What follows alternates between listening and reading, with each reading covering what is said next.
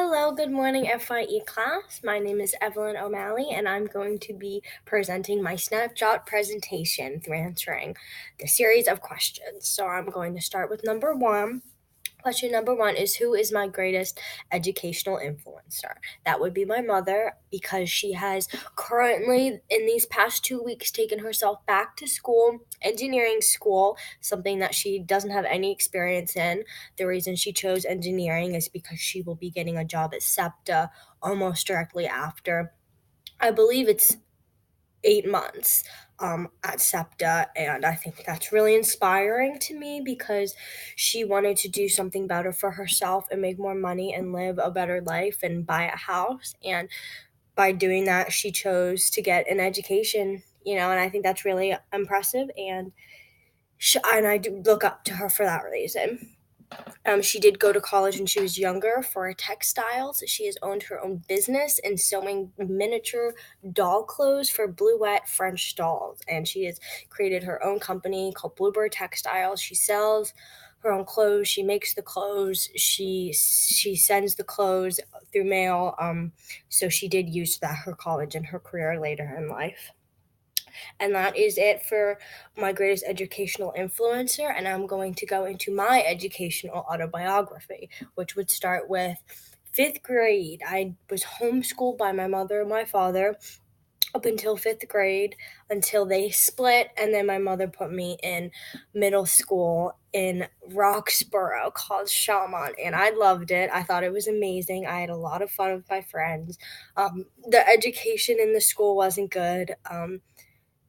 The teachers were outnumbered by students, and they were very loud, rowdy kids. So I didn't learn a lot, but I had a good time.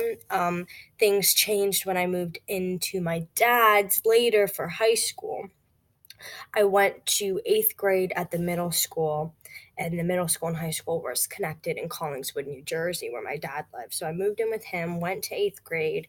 It was a shock to my system. I was instantly shy, couldn't talk to anybody, and that was really tough. And everybody had all their friend groups made, and I was kind of the outsider. So I thought maybe next year in high school, it'll be a little bit better. But instead, the next 2 years, I spent my life shut in, and the only thing I would do would wake up, go to school, and then come home and sleep. And I wasn't doing anything for myself or bettering myself in any way.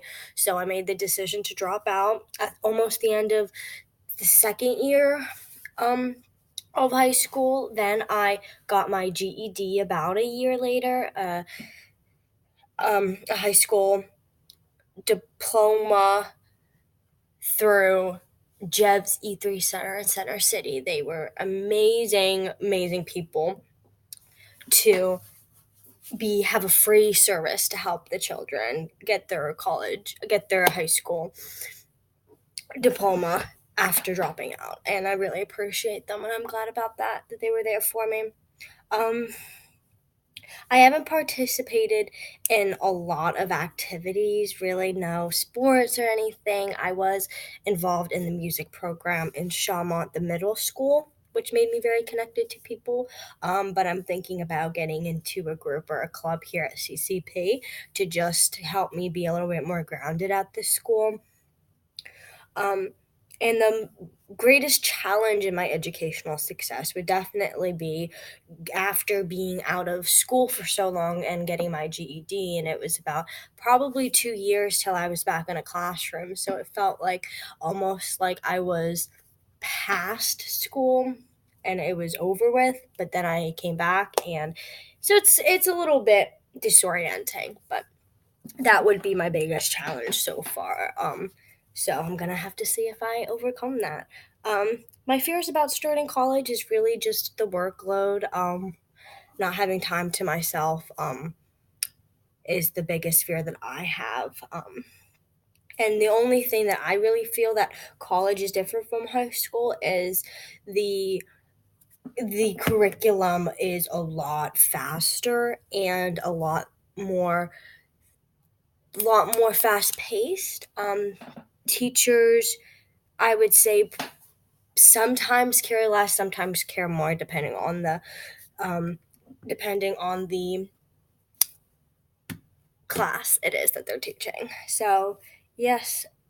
And 3 problem-solving strategies that I will use and cope with are shutting off my phone, shutting off the internet. It's a big distraction for me.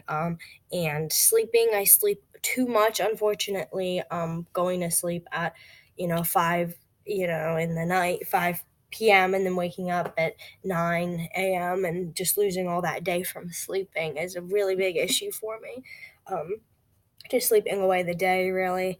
Um, so I will try to sleep better as one of my problem-solving strategies. I will have less internet, and I believe joining a club or some type of committee will also be a strategy to help me do better in school, I think. So yeah, those are my 3 solving problem strategies. Thanks a ton and have a good one.